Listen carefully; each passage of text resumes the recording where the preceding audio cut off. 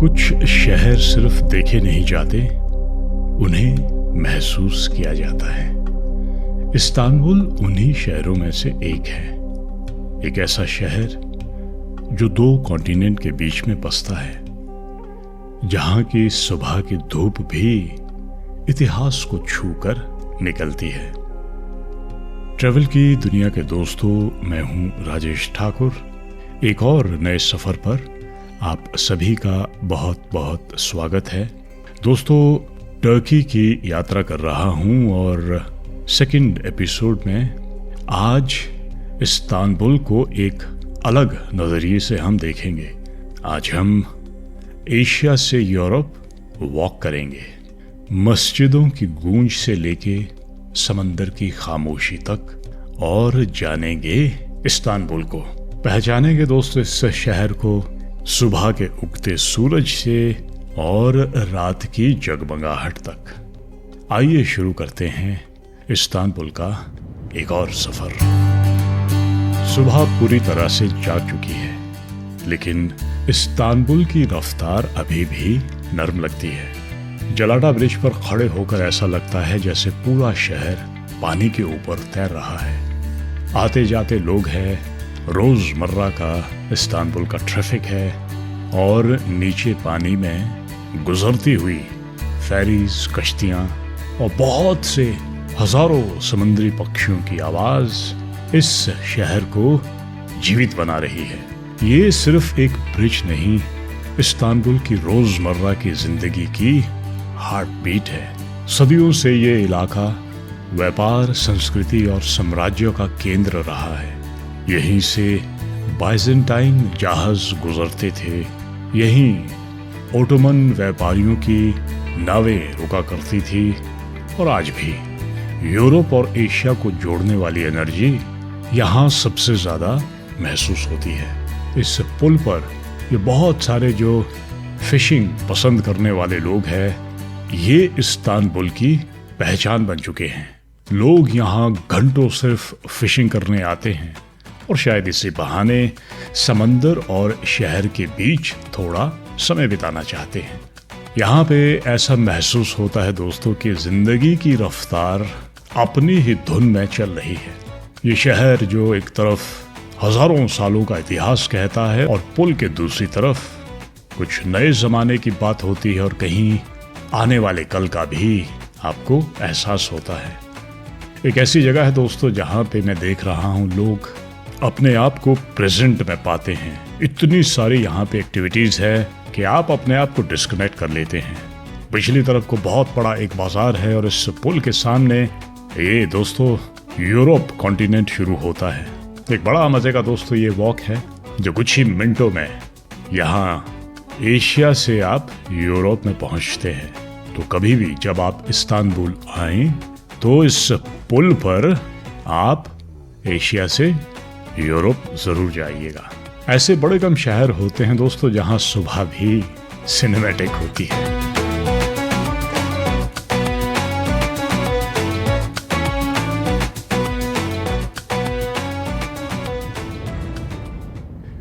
Istanbul की गलियां कभी सीधी कहानी नहीं सुनाती है।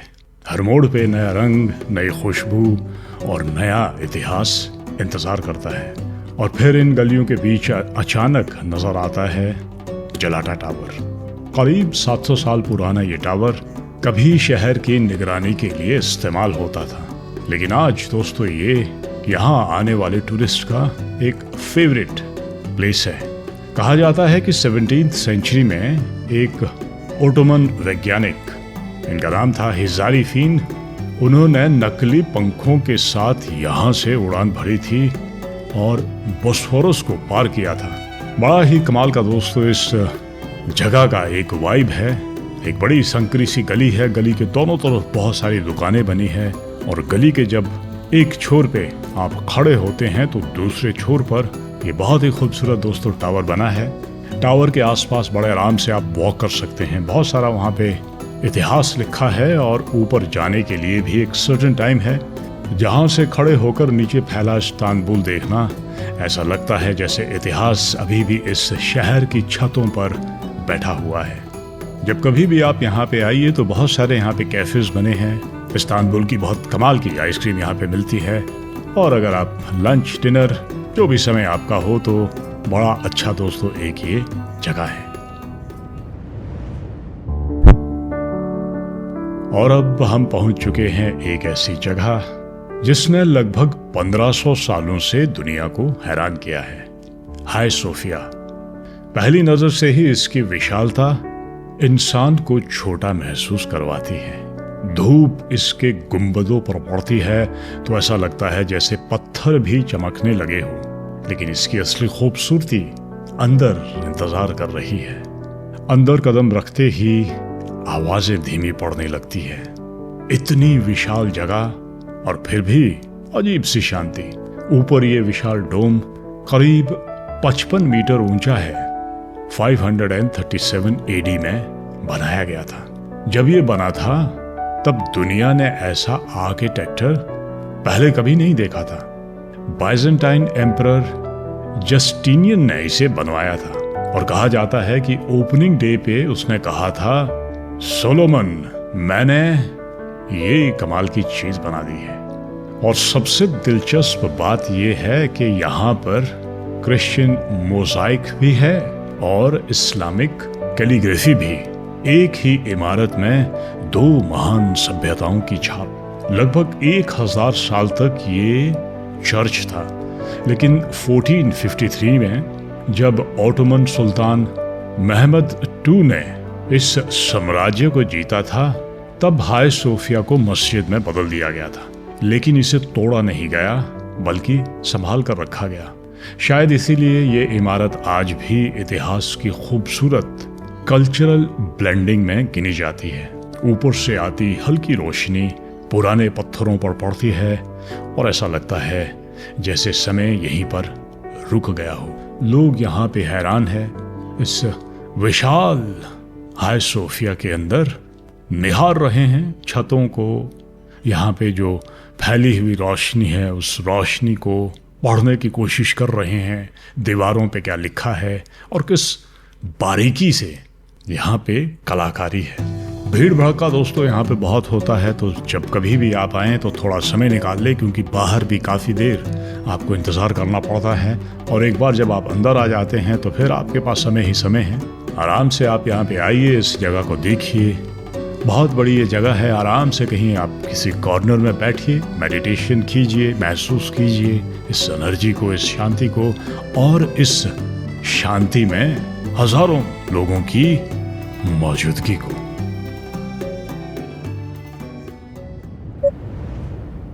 अगर हाया सोफिया इस्तांबुल की आत्मा है तो टोपाकाई पैलेस उसकी शाही यादें हैं। करीब 400 साल तक ओटोमन सुल्तान ने यहीं से दुनिया के एक बहुत बड़े हिस्से पर शासन किया था। इस पैलेस में कभी 4000 से भी ज्यादा लोग रहा करते थे, जिसमें रॉयल फैमिली, गार्ड्स और शासकों की देखरेख करने वाले बहुत सारे लोग। इस विशाल जगह पे बहुत सारे अलग अलग म्यूजियम बने हैं, जहाँ पे आज भी हजारों साल पुराना इतिहास आप महसूस कर सकते हैं कि एक ही जगह पे 400 साल से भी ज्यादा तक राज्य करने वाले शासकों का जीवन कैसा रहा था, किस तरीके के वो कपड़े पहनते थे, किस तरीके की वो ज्वेलरी पहना करते थे, कहाँ पे उनकी मीटिंग होती थी। तो अलग अलग जगहें दोस्तों यहाँ पे है। और मेरा अपना मानना है कि अगर आप इतिहास को करीब से जानना चाहते हैं तो एक लंबा चौड़ा समय आप यहाँ पे बिता सकते हैं। एक बहुत ही बड़ा ये जगह है, बहुत से छोटे छोटे पार्क्स बने हैं। लेकिन इस महल की खूबसूरत चीजें इन कमरों में तो है ही, लेकिन इस बाहर के दृश्य में भी बड़ा कमाल है, जहाँ पे एक जमाने में यहाँ के शासक खड़े होके इस्तांबुल को निहारते होंगे। और आज यहाँ पे आने वाले टूरिस्ट यहाँ से बोस्फोरस को देखते हैं, जहाँ जहाज धीरे धीरे गुजरते हैं। एक अजीब सा सुकून है। हवा में नमक की हल्की खुशबू, दूर से आती अजान और सामने चमकता पानी। ऐसा लगता है समय थोड़ा धीमा हो गया है। टोपाकाई पैलेस में खड़े होके आप महसूस करते हैं कि हजारों साल पहले के इतिहास के पन्ने पे आप खड़े होकर सामने आज का इस्तांबुल और आने वाले समय को देख सकते हैं।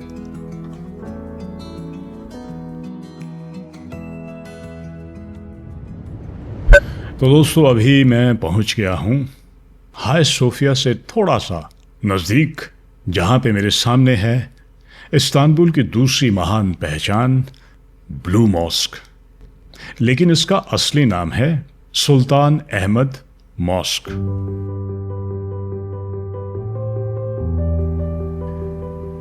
एक बहुत विशाल दोस्तों ये मस्जिद है। चारों तरफ बड़े घने ऊंचे ऊंचे पेड़ हैं और हाया सोफिया की तरह यहाँ पे भी एक बहुत लंबी लाइन लगी है। और मेरा अपना मानना है कि इस मस्जिद के अंदर एक समय के अंदर कुछ लिमिटेड लोगों को ही भेजा जाता है। तो जब कभी भी आप यहाँ पे भी आएँ तो थोड़ा आपको इंतज़ार करना पड़ेगा। लेकिन यहाँ खूबसूरती बड़ी है दोस्तों, चारों तरफ बहुत ही बढ़िया यहाँ पे मौसम बना है। आज नीला आसमान है, घने पेड़ों के बीच से छन छन आती हुई सूरज की किरणें हैं और बड़ा एक वेल ऑर्गेनाइज्ड दोस्तों यहाँ पे भी मुझे लगा है। बाहर खड़े होकर आप इस विशाल मस्जिद की खूबसूरती को निहार सकते हैं, लेकिन अंदर कदम रखते ही सबसे पहले नजर जाती है ऊपर फैले नीले पैटर्न्स पर।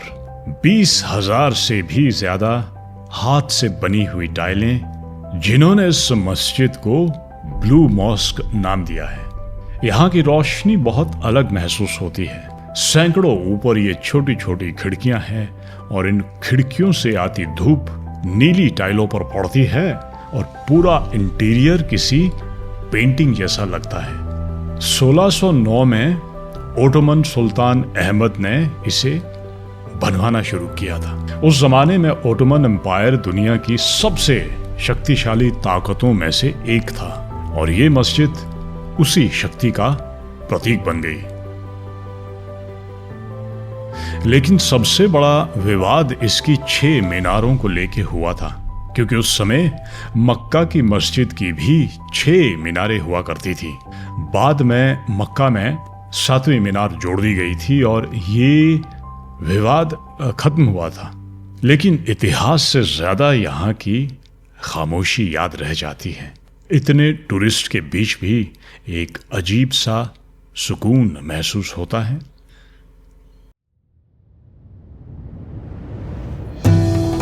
दोस्तों, इस्तांबुल के इतिहास के अलग अलग चैप्टर को हमने महसूस किया है आज, और अब समय हो रहा है यहाँ की लोकल मार्केट्स को एक्सप्लोर करने का, इस्तांबुल को महसूस करने का। शाम अब धीरे धीरे उतरने लगी है और इस्तांबुल की गलियां भी फिर से बदलने लगी हैं। यहाँ के बाजार सिर्फ शॉपिंग के लिए नहीं बने हैं, यहाँ शहर की असली धड़कन सुनाई देती है।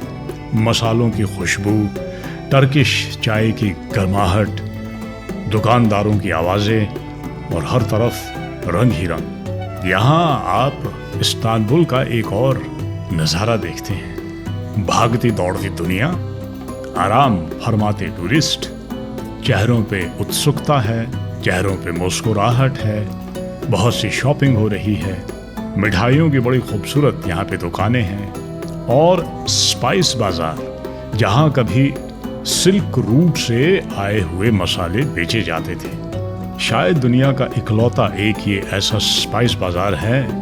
आज तो बड़े बड़े शॉपिंग मॉल बन गए हैं, लेकिन हजारों सालों पहले दोस्तों ये एक ऐसा बाजार जहाँ पे जाना ही अपने आप में एक एक्सपीरियंस है।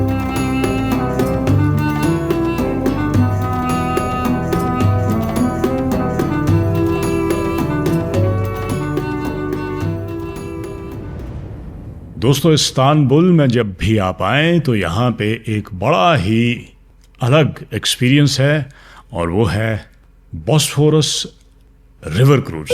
और अगर आप सनसेट के समय पे ये कर पाएँ तो आप इस्तांबुल को एक अलग नज़रिए से देख सकते हैं। हम लोगों ने आज ज़्यादातर समय यहाँ के इतिहास के पन्नों को पढ़ने में लगाया, गलियों में घूमे फिरे और आज ढलते हुए सूरज के साथ ये रिवर क्रूज दोस्तों आज हम कर रहे हैं। और मेरा अपना मानना है कि मेरे दिन का एक बहुत ही खूबसूरत हिस्सा अब शुरू होने वाला है। बॉस्फोरस ये जलधारा जो एशिया और यूरोप को अलग भी करती है और जोड़ती भी है।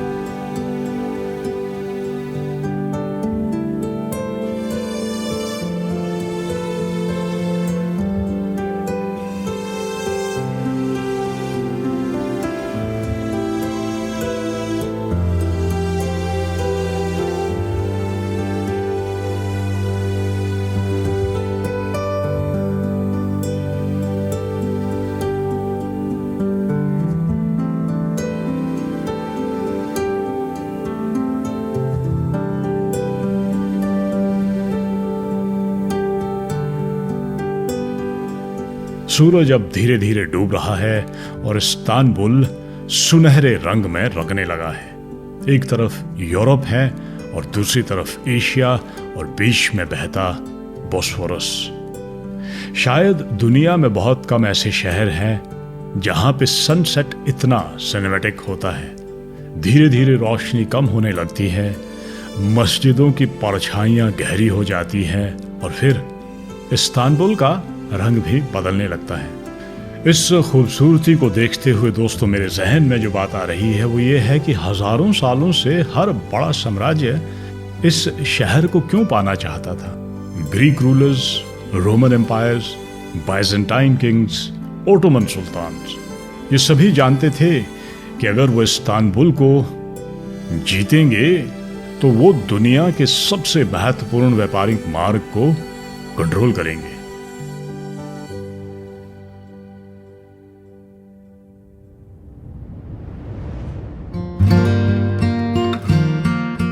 दुनिया भर से दोस्तों आज टूरिस्ट यहाँ पे आते हैं इस खूबसूरत शहर को देखने के लिए, जहाँ पे एक तरफ एशिया खत्म होता है और दूसरी तरफ यूरोप कॉन्टिनेंट शुरू होता है। सिल्क रूट से आने वाला व्यापार, ब्लैक सी से मेडिटेरेनियन तक जाने वाले जहाज, यूरोप और एशिया के बीच आना जाना, सभी इसी शहर से गुजरते हैं और शायद इसी वजह से इस्तांबुल सिर्फ एक शहर नहीं बल्कि सिविलाइजेशन का क्रॉसरोड्स बन गया है।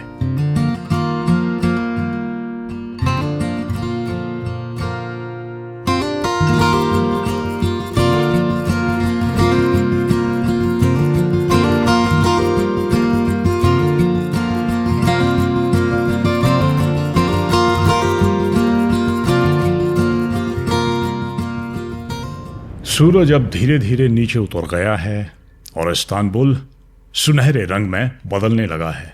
मस्जिदों से उठने वाली आजान, समंदर पर पड़ती हुई रोशनी और दूर तक आती जाती फेरी लाइन्स, ऐसा लगता है जैसे पूरा शहर किसी फिल्म का हिस्सा हो। और फिर धीरे धीरे रात उतरने लगती है। दिन का इस्तांबुल अब बदल चुका है। अब हर मीनार रोशनी में चमक रहा है। बॉस्फोरस पर जलाटा पुल के साथ साथ और दूसरे जो नए मॉडर्न पुल बने हैं वो भी जगमगा रहे हैं। बॉस्फोरस का पानी पूरे शहर को रिफ्लेक्ट कर रहा है। शायद यही वजह है कि हजारों सालों से लोग इस शहर में मोहित होते रहे हैं, क्योंकि इस्तांबुल सिर्फ इतिहास नहीं, एक एहसास है। एक ऐसा शहर जो दो कॉन्टिनेंट को जोड़ते जोड़ते लोगों के दिलों में भी जगह बना लेता है। दोस्तों इसी के साथ आज का मेरा सफर यहीं पर खत्म होता है। मैं हूं राजेश ठाकुर। इस खूबसूरत दुनिया को इसी तरीके से घूमते रहें, महसूस करते रहें और फिर किसी और मोड़ पे आपसे मुलाकात करूंगा। तब तक के लिए नमस्कार।